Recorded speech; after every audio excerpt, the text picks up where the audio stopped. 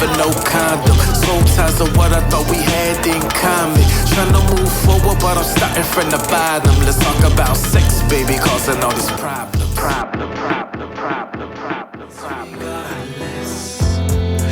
Love in darkness, in darkness. Love regardless, regardless. Making my family tree. Don't know the roots of me. Connected to the names, connected to the slaves. Where does my passion originate? We were all born in the shadows.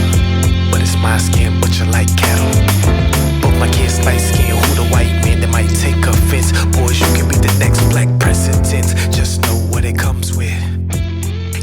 Hey, beautiful people, the world, what's up? Welcome to the No Condom podcast. This episode is called Love in Darkness. I'm your host and music professional, Jastin, Artis, and I'm here with my lovely, lovely wife, KELLIE B. She's the co-host. She's also an MS warrior and a new creative writer. Babe, what's going on with you? How you doing? Hey there, world. How you doing? How you living? So yeah, I'm good, and I'm glad to be back with you, babe, to co-host. And this has been fun. What is going on with me? Where shall I start? I will say that in the last episode I mentioned that my certificate program is almost done. So yay to me once again. Yeah. So after this month, guys, I'm going to be applying to the bachelor's program for creative writing. So whoop, whoop, whoop, Hey. whoop, whoop, whoop, whoop. So I'm super excited about that. And I will also say, although school has been good, right? I'm not knocking it. I'm not. But I'm definitely looking forward to a break, okay? So I am looking forward to a break. The holler break is needed, huh? Yes, this mental break is needed. And I will say, since I've had so much fun co-hosting with you, babe, I am finally going to start on my podcast that has been, in the works for like a year now. And has it been that long? Jeez. Yeah, it's been a year. So my podcast is going to be focused on navigating challenges with MS while being married people. So that's going to be my podcast. Okay, some dope stuff. Yeah. So, babe, I'm going to toss it back to you. So what's going on with you? What's going on? Well, as first, I give honor to God as always. Thank you, Lord. And to you, my dear wife, I love you. And Jason, Jameis, I love you both. And Jameis, rest in heaven.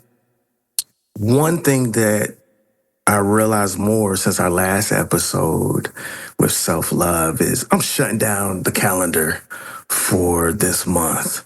Y'all. Yeah, I need to focus on my creativity. And so something I've been thinking about for a while, especially due to my health and, how tough it was last month. But we actually doing it, you know what I mean? Yes. And then, I want to give the audience the opportunity, if you have a New Year song idea, or New Year's, I think I said that wrong. Let me know. Hit me up in the DMs. I do one every year.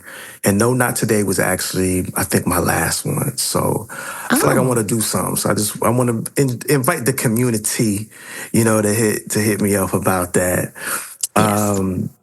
What else? Well, I mean, it's another week of Love and Darkness. The self-reflection playlist, the journal that's out there for my guys. So again, if you haven't gotten that gift for your husband or your boyfriend or whomever it is, please hit them with this. So we appreciate that, y'all. So KELLIE, let's dive in. What in the world is today's hot topic? So today's hot topic is press reset, give yourself 1,000-second chances by Miss Lisa Nichols.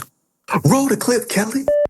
Are you willing to Design a future for yourself that demonstrates that you love you madly. Are you willing to forgive like you have never, ever been betrayed? Are you willing to not hold your future hostage to your past? Are you willing to press reset and give yourself 1,000-second chances? And every time you get to $9.99, you press reset again, and you get 1,000 more, because that's self-love. See, self-love is not expecting your perfection to show up. Self-love is falling madly in love with your imperfection. Like you're a better person because of the mistakes you've made. Oh my God. My grandmother says, babe, mistakes are like seasoning. And who wants a bland dish? I don't want no blandness. No blame dish. Okay. That's a good one, Kels. Yeah. So I will say my takeaways from Miss Lisa is that I will start with this. Perfection kills us.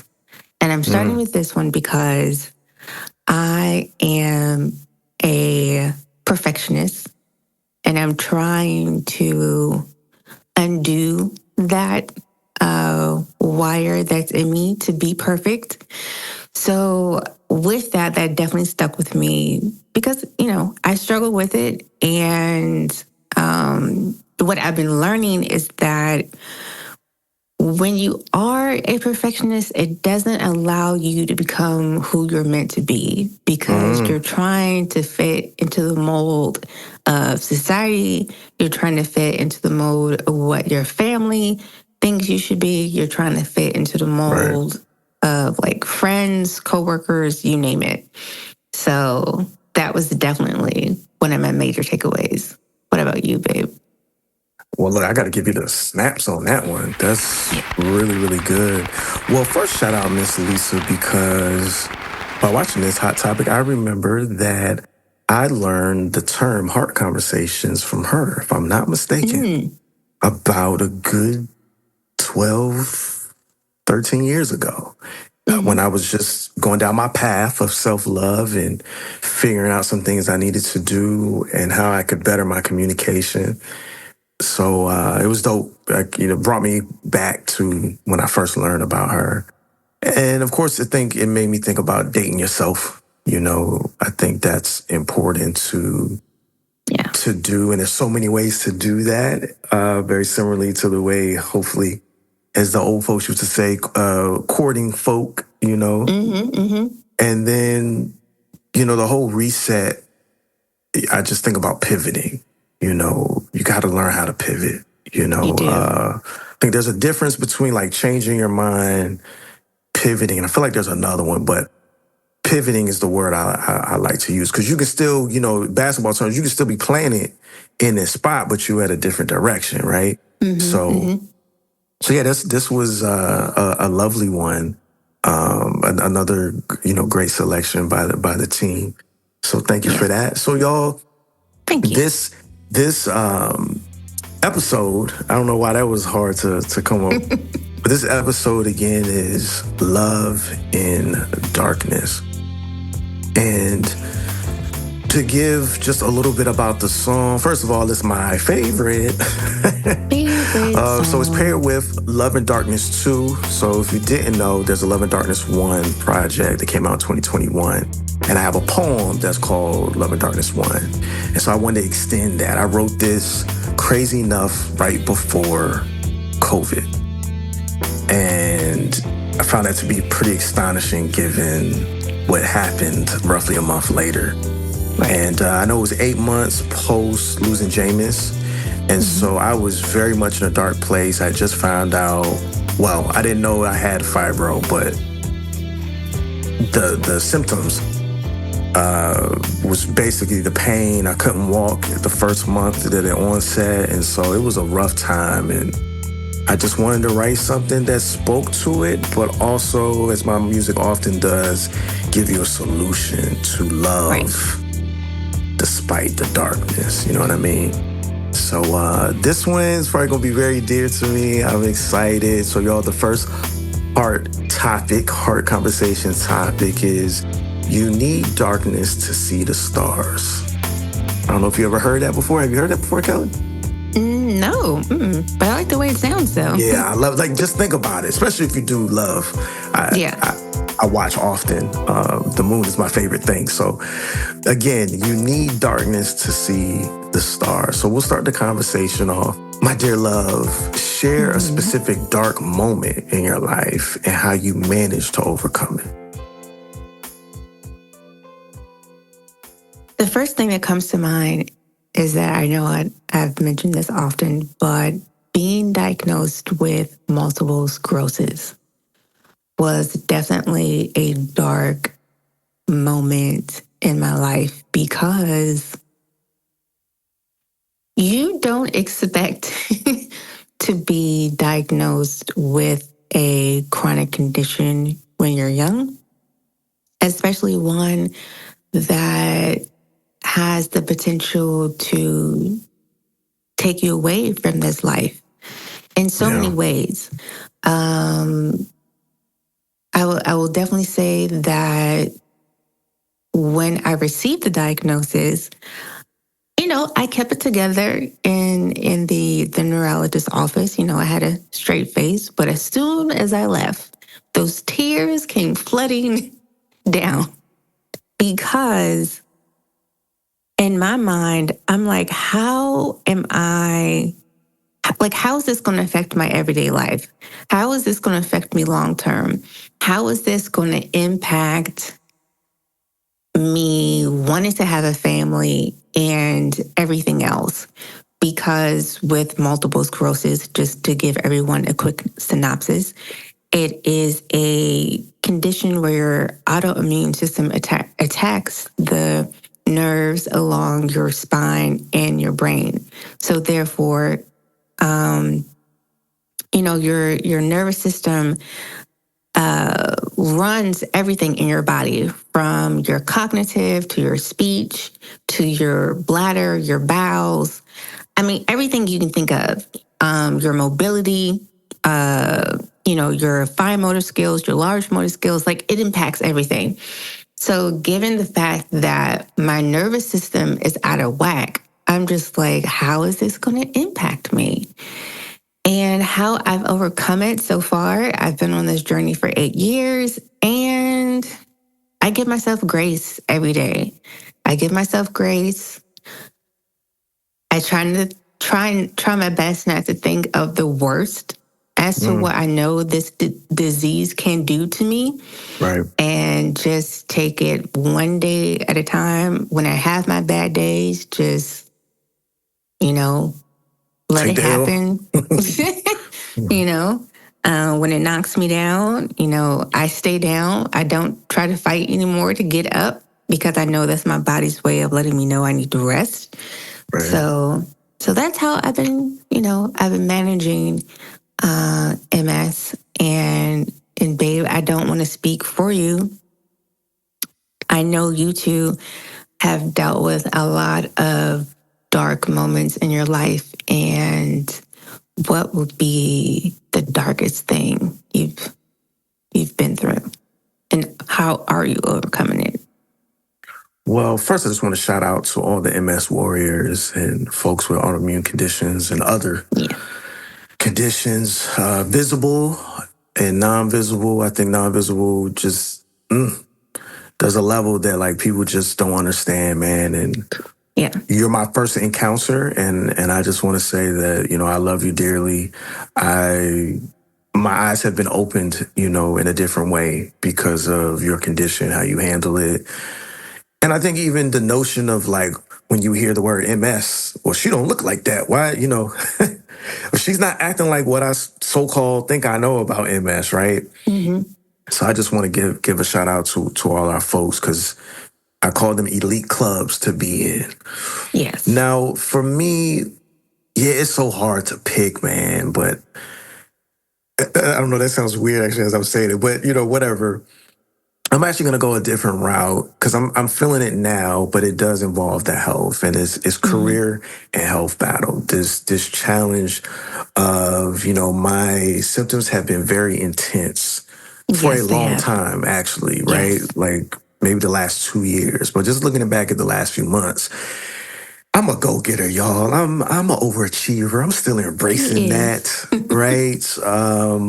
I operate at a high level, and not being able to do that in the way that I want to, in the way that I'm used to, has been challenging, Yeah. and it has made me maneuver my career as an entrepreneur so differently than when I started, right? Mm-hmm. And so it's been really challenging, but pivoting, as I mentioned, is probably the king of what I do, right? Like you said, listening to your body, knowing, for me, sometimes when I push, my body will literally shut down. Yeah. I think it was worse when it first started happening, but it's the scariest thing, but in a way, I find it so interesting because I feel like God be like, look, I done told you because I To gave have you the seat. warning, right? I gave you the warning, but you ain't. And yeah, so being able to pivot, being able to say no, like we talked about last episode, though sometimes I want to say yes. Yeah. I do. I'm a helper, I'm an encourager. That's like my superpowers. Being there for people, like, but I have to say no. Like you said last episode, we're not doing a rain check. One big thing for me, Kelly, is knowing the little bit that I can do. God Mm. does a lot with it. It's amazing. I'm not 100% there, but I am definitely nowhere where I was because I'm like, look, I'm Jastin. I gotta, like, people know me this is what I do. Like, what? And I just set my tail down and really understand it and understanding my conditions. And it's like, yo, okay, I can only do this. And Mm-hmm. shout out to people I work with, have worked with, and hopefully will work with. No one's used it against me in a way Yes. that makes me feel less than what I feel like I'm giving or can give. But tag this for God's glory, man. He really has just exploded what little bit I can do. That little mustard seed of action, boy. It'd be like, oh my God, you did that? Okay, God. Like, I still can't sit down, though. I still can't. Yeah, yeah. Yeah. I'm Yeah, I trying to mean, get you to sit down. yeah. Well, I mean, I think I've gotten better, but I still, babe, I need to go ahead and I know I see your face. I be seeing your face. I be peeping it. You be like, bruh. And y'all, she's so sweet and kind. I know you got used to hearing her voice. She literally, this is how she is every day. She's so sweet Yeah. and kind that she'll never like tell me off or, be like bruh or some other choice words, you know what I'm saying? She's always like, babe, do you think you need to? And I'll be like, all right, I'll sit down, or I'll do this one thing. I'll do this one thing. So I'm very grateful for that. Yeah. So, Kelly, as we move along, Mm-hmm. something that I feel that I am, I guess, kind of started my self-love journey and understanding how to navigate love or light in darkness is how can we cultivate love and compassion in these darkest times? Because it's some loving that got to be happening. Like, it don't just come, It, at least for most people anyway. yeah, I was going to say that, at least for most people, because I know for me, like I mentioned before, I'm a huge empath. So me loving people, and I'm very, I give sympathy very easily. So I don't know. For me, it's easy because I just have a big heart for people. You have a huge heart. I thought I had a big heart. I think yours is bigger than mine. Yeah. But I will say that having a condition like MS has definitely made me even more empathetic. And because I feel like the saying goes, you have to walk in someone else's shoes to understand like That's where it. they're coming from. That's right.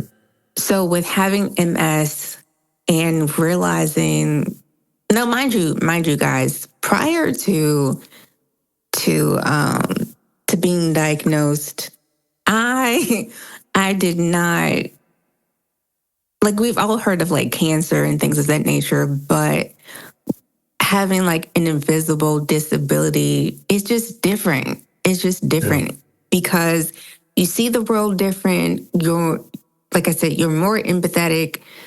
And prime example is I came across a reel like a while ago, and it was this woman, and she was sharing her experience who just had it coming from the grocery store, and she's battling cancer. And, given cancer is one of those invisible conditions, she mentioned that someone yelled at her and said, "Well, won't you move faster so I can park in your parking space?"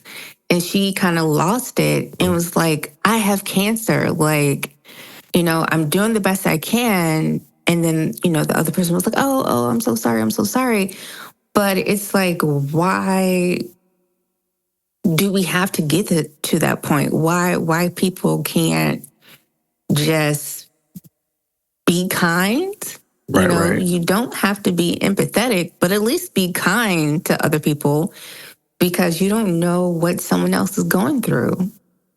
100%. I hope Just that ties yeah, no, everything in. absolutely. I was just gonna say too. It's just like you said earlier, the elementary rule of treat people how you want to be treated.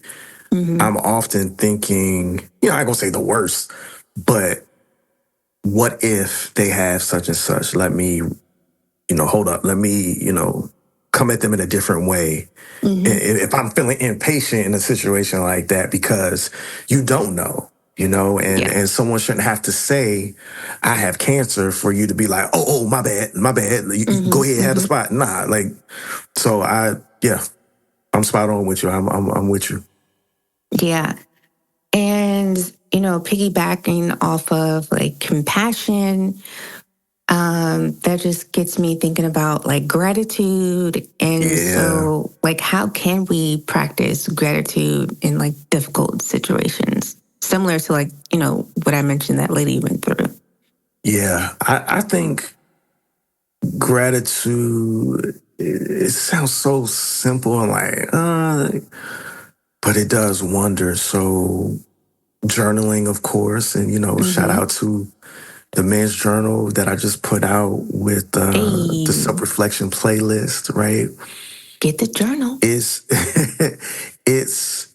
I mean, I used to grow up journaling. You know what I mean? It was a dope thing to do. I probably need to get back in it. I feel like I found other ways, but meditation is a favorite of mine, and I'm learning that there's so many levels to that.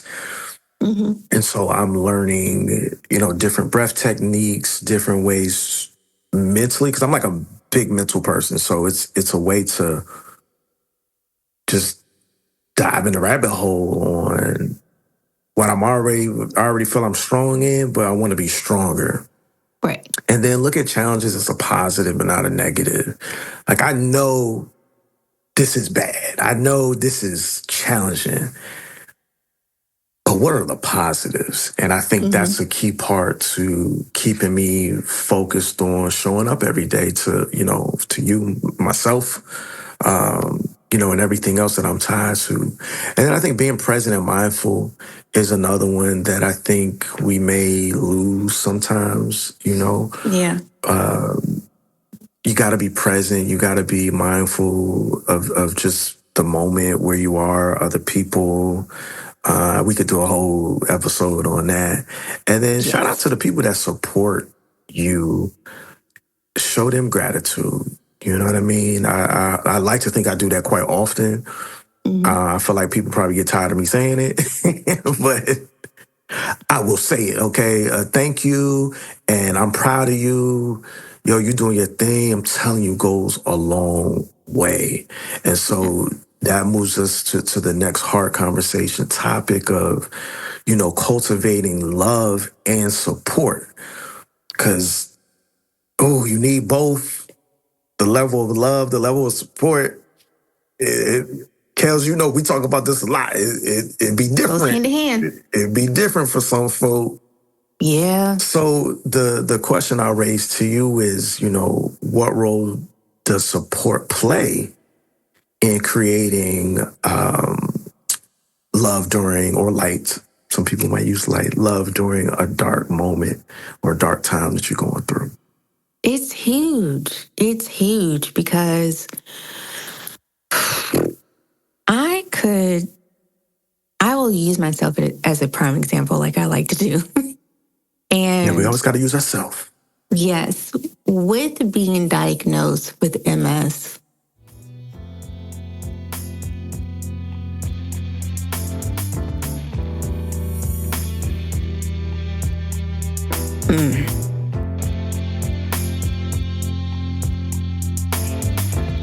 Say it's all right. Oh, boy. Getting sad. With being diagnosed with MS, I'll be honest, I feel as though I did not receive the type of support I was looking for until I met Jastin.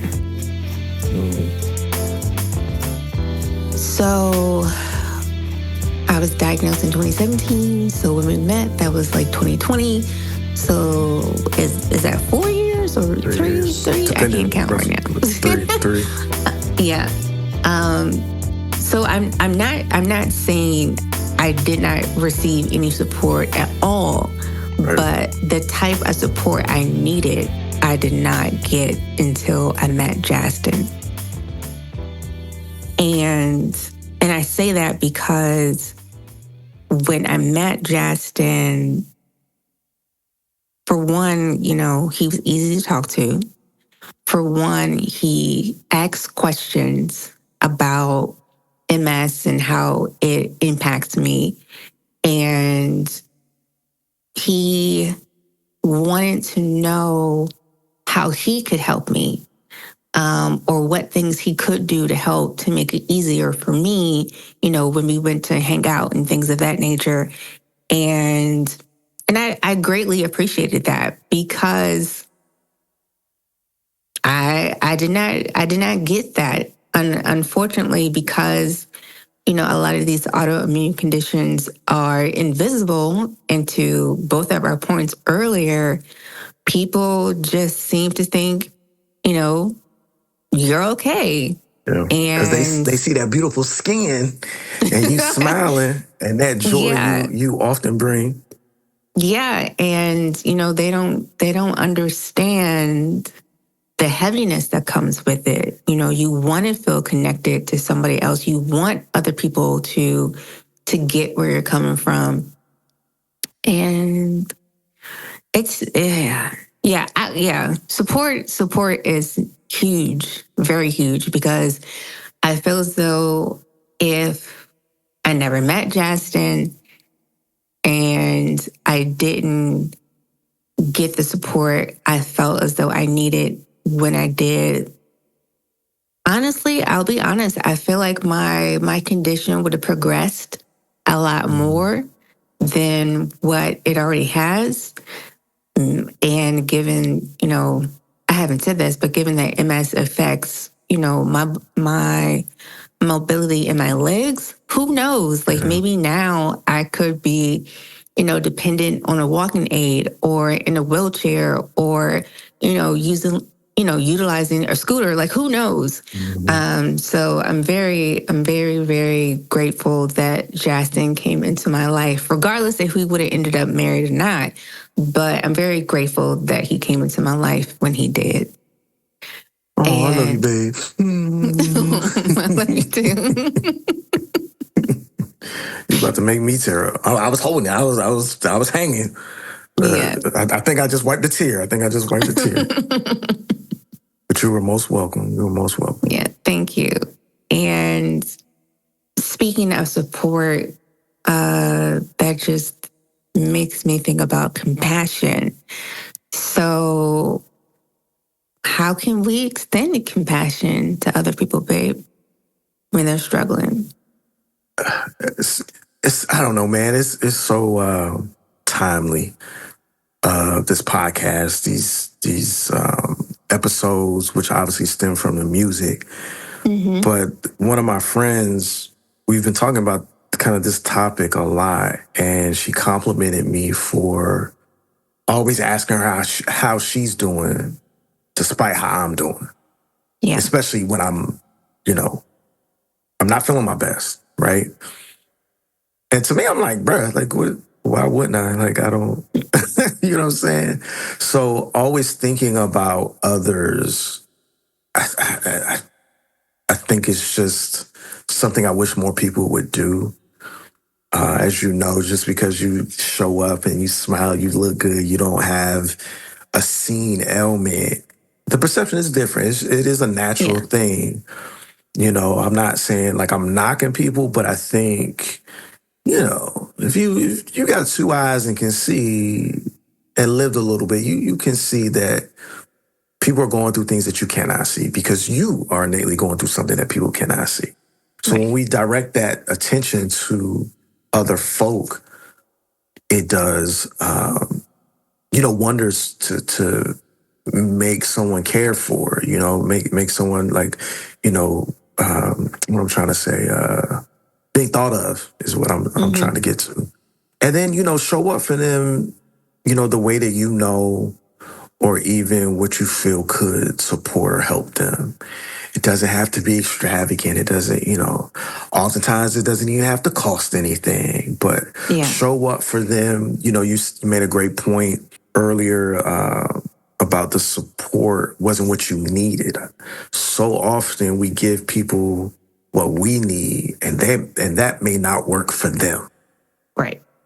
And then people get mad with you because you be like, that don't work for me. Right? Exactly. Well, I'm trying to be here for you. I appreciate it. But what I need is, and that goes back to, last episode about the self-love, you got to know your needs, right? Yeah. Know who you're dealing with or is in music business and performing, know your audience, right? Yeah. Because it makes a difference. And I think another thing, just check in. I do this often. I know I talked about this before, spending my Saturdays, and I was just going through my phone. Again, I still do this. I just don't do it as long. And oftentimes when somebody pops in my head, I don't care what I'm doing, not unless I'm like creating. And sometimes I've done it. I immediately text them and like, hey, just thinking of you, or hey, how you doing? I remember such and such, such. I ain't heard back from you. Like whatever it is, I'm telling you, check-ins go a long way too. A lot of people, I think, overlook that, but you have to be intent on. Yeah, let me say this, Kelly. You must be intent on really wanting to know what's going on, because oftentimes people check in like it's a checklist, and I'm gonna tell you, I've experienced it. It does not feel good because it still feels like an afterthought. It still feels like if I really tell you what's going on, especially if I feel like you're my inner circle, and you just like, oh, well, I'm sorry to hear that, man. Well, guess what happened to me? Bruh, it's not a good, it's not a good look, a good feeling. This is why it's important to build a strong support system, a strong inner circle. So, Kelly, can we build that strong support system to help us through tough times? Do you feel that's something that people should be working on and have when they're going through these, their darkest moments? They should. And I want to say that nowadays, building a strong support system is difficult and challenging. Why? And I'm sorry, babe. You can keep going, but the real thought was, or touch on how do we do that too? Oh, I'm sorry. No, keep going. Keep stay with your point, but give us the tips on how. Yeah. Building a support system nowadays is difficult and challenging because everyone has their own stuff they have going on. Not too many people have room to really give to someone else. The capacity. So I'll say that. Yes, they don't. Yes. They don't have the capacity to engage like that with someone else. Oh, that's real. And to build a support system, I know for me, just because I have MS, I'll start there. It's finding others on like, what is the thing called? Social media or Yeah, social specific? media, like different diseases and things have like Support groups. and different like message boards and things of that nature that you can engage in to find community and build a support group that way. And I will also say that eventually you're going to have honest conversations with people who you are already connected to so they can understand what support that you need.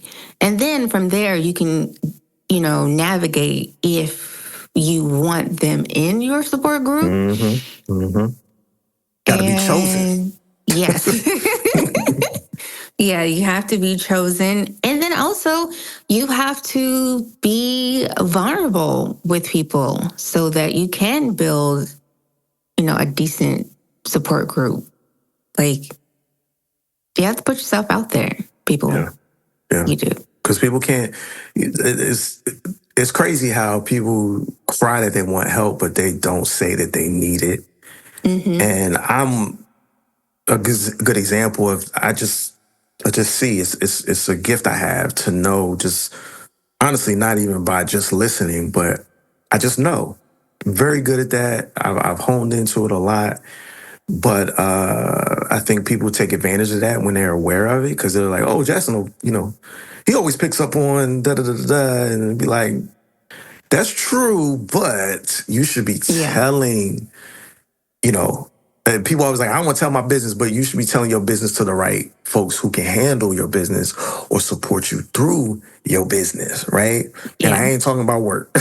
So I think it's again, you're hitting some points that I hope y'all are gravitating to. And so please, let us know in the comments on the mobile app of Spotify or the website on, how are you building a strong support system in these darkest times? So, of course, we can't talk about love in darkness without talking about forgiveness and healing, because darkness can be a heavy cloud, I don't know, the darkest room of your house. I always use that analogy, y'all. Like, I feel like our insides is a house. And so, yeah, anyway. So, with that said, Kelly, talk to me about the power of forgiveness and letting go of resentment and that negative energy of when you don't forgive. The easiest thing to say is that it frees you. It frees you because just think about it. Holding on to resentment turns into grudges, turns into anger, bitterness, all the bad things. Bad decisions. And letting that go, accepting what has happened. And once again, I've mentioned this before in one of the episodes, where you have to realize and accept that people are people. They are going to make mistakes. They are going to hurt your feelings. Sometimes it's intentional. Sometimes it's not. Yeah. And you have to accept that, because at the same time, you have to think about how you treat people. when you're in certain situations. Come on now, preacher. So Preach. it's not like I will say that helps with forgiving people and forgiving situations, because you got to remember, like, you've done some crazy things, you've done some jacked up things, and you want people to forgive you. So why can't you forgive somebody else? Like, you're no different than anybody else. So everyone deserves forgiveness. True that, preacher. Wave my hand. And I'm sorry. The last thing I will say is that when you really, really think about it, some of the things that people don't forgive each other for is for petty stuff. Say that again for the people in the corner to the left. For petty stuff. It's not even something serious. It's over something that is petty. Yeah. So yeah. Shout out to all our petty people out there. Yeah. We sending love and hugs to you. Yeah. You know, listening in, you know, redirect your pettiness. Just that's all I want to say. Redirect your pettiness. Redirect your pettiness. Because it's not worth it at all. It's definitely not worth it. Forgive us. You know, I want to add just something that come to mind as I'm saying this is forgive yourself and forgive others, right? Yeah. Forgive yourself. I think a lot of people forget to do that. And again, it can play a role into the darkness that you're in or getting out of it, you know? And with that, babe, I know, you know, we talk about vulnerability a lot. We did in the last Who's Mr. episode. Vulnerability? Yes. Cheese, that was my cheese moment. You know? I felt like I'm the most vulnerable person I know. Yes, you are. So with that, what is the power of vulnerability? And why is it essential in the healing process? Vulnerability is not a weakness. It is a strength. Hear me when I say vulnerability, my guys, vulnerability is a strength and not a weakness. Yeah. I had to learn this on my own, and I think it is the dopest power that we have. Anyone, right? It's a power, man. Being vulnerable allows love to come in to you, which is essential to life, right? Yes. Aside from, you know, air and things. But I'm saying this too because I've reached another level of vulnerability. And it's really hit me in a place of, you know, with recent health information that I found out about and waiting on for testing and doing testing. You have that option of like, do I tell people or do I not tell people? Oh, I should wait because, you know, if the worst case doesn't come, then I just told my business for nothing type of thing, right? I feel like that's often what people think, especially when it comes to health. And it hit me like, nah, like whatever I may have to deal with or don't, I want to choose people that can love on me now, not when, you know, potentially the situation changes, right? And I think that's just that's a diamond nugget, even just for myself, because though I'm strong about being vulnerable and sharing my thoughts and hopefully, you know, sharing it with the right folks, just think about that. You allow love to come in. You allow people to love you. And if they love you right in the way that you need and the foundation of love, man, it's just a beautiful thing. There's a sense of truth with vulnerability, honesty, you know, things I really hang my hat on that I just, you know, I can't live without. And so when you can speak the truth, when you can be honest about who you are, what's going on, that you're scared, that, you know, whatever a potential insecurity could be, or just your thoughts, it builds easier connection, not only with yourself, but other folk. And I think that's one of the things post the pandemic that I have learned because, you know, my health really changed with this fibro stuff and losing my son. And I just noticed like, at the correct and appropriate times when I shared, like, it connected me to people. I have people around the world that care about little old me just because I was vulnerable. These are often people that I do business with as well and work with and collaborate with, but also just built friendships.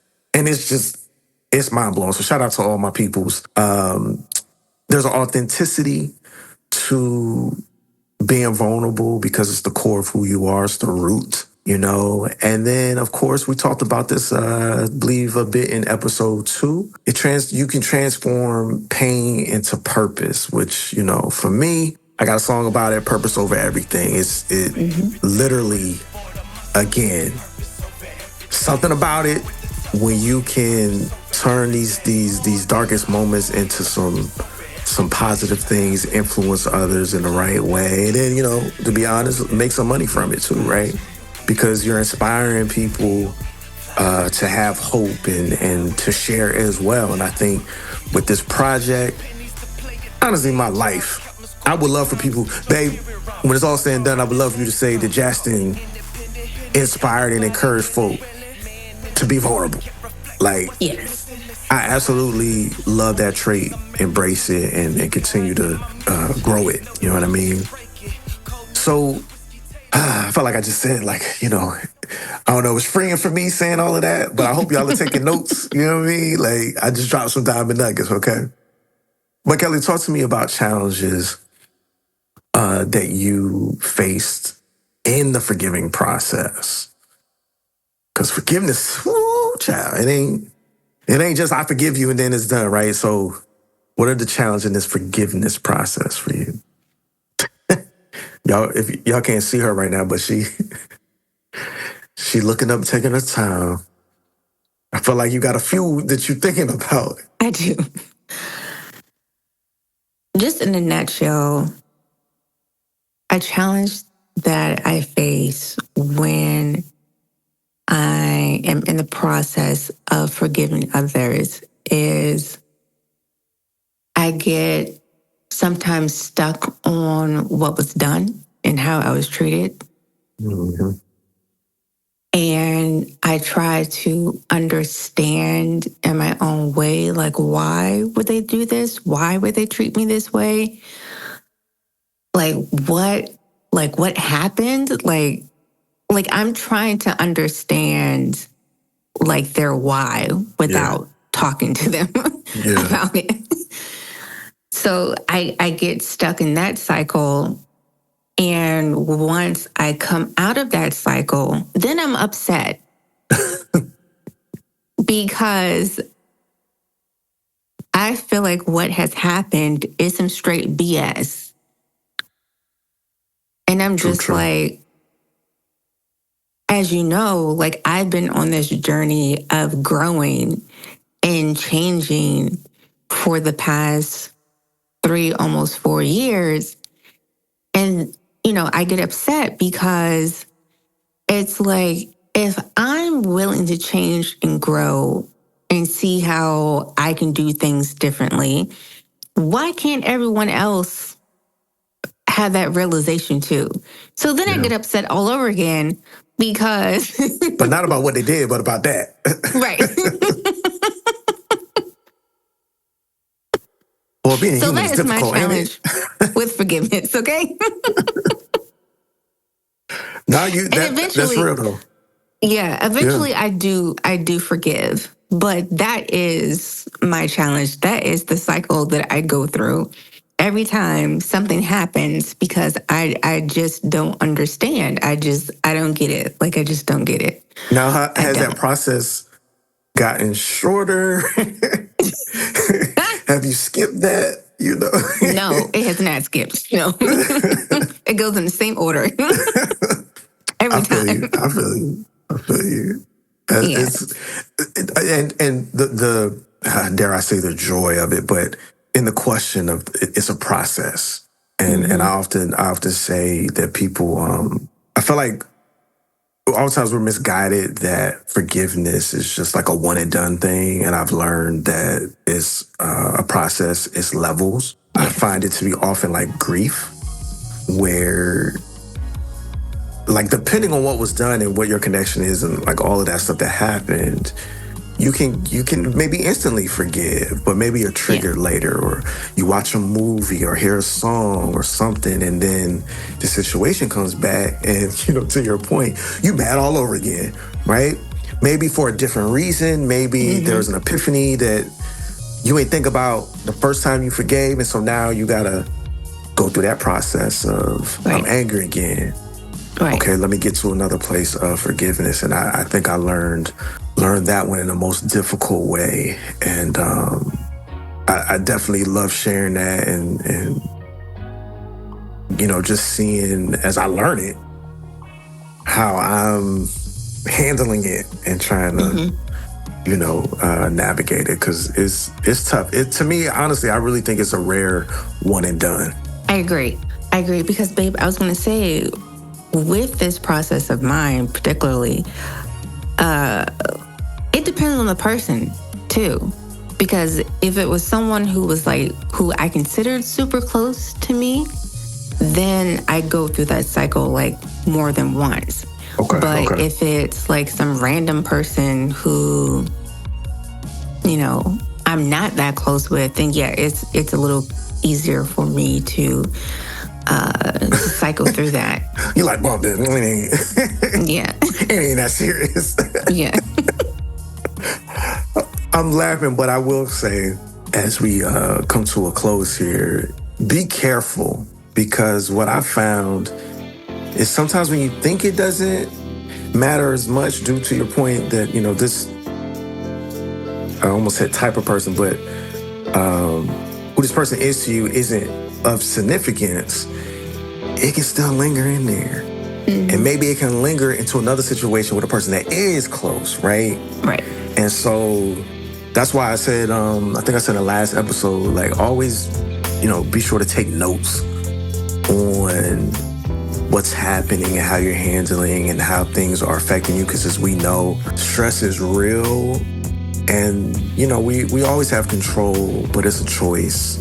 Yeah. And sometimes it's not easy to make said choice, and sometimes it's not easy to navigate. That's why you're navigating it. That's why it's the process, right? Right. So yeah, girl, I appreciate you, aside from the humor, I appreciate you sharing these personal situations of forgiveness. So, again, as always, y'all comment on the mobile app of Spotify or on the website about these challenges that you face during the forgiveness process. And so we want to thank you all for listening to our episode, Love in Darkness. Yes, thank you. Listen, love is light in darkness. And sometimes you have to be that light or love for yourself before you can be it for others. It's never a small feat, but the smallest light can show us what we need, and even the smallest action of love can heal us. So as always, remember to pray, reflect, and repeat. Enjoy the No Condom podcast at JastinArtis.com. That is JastinArtis. Do you miss meals? I don't think so. So don't miss an episode. Be sure to listen to all the episodes at JastinArtis.com and on streaming platforms like Spotify, Apple Podcasts, YouTube, iHeart, Audible, and wherever you like to listen. You can also reach us by email at ncpodcast@JastinArtis.com. Connect with us or share your thoughts on Instagram at No Condom Podcast. And a big thank you to our wonderful team, Project Manager Shantae Sharp and Creative Director Christine Leah. You can follow them both on Instagram at Shantae_Sharp. That's CHAUNTA_SHARP, and at Christine Leah at KRISTANYLEAH. Thank you so much for listening, and tune in next time. Now, get a candle, dim the lights, and get your pen and your journal as we play my favorite song on the self-reflection playlist, Love and Darkness 2. Peace and love, y'all.